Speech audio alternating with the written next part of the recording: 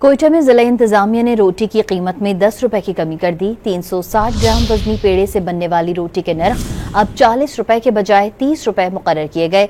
ताहम तंदूर मालिकान मुकर्रर करदा कीमत पर अमल दरामद नहीं कर रहे हैं। इस हवाले से मजीद जानेंगे डॉन न्यूज के नुमाइंदे अब्दुल्ला जहरी से। अब्दुल्ला, बताइएगा निर्खनामे पर अमल क्यों नहीं किया जा रहा?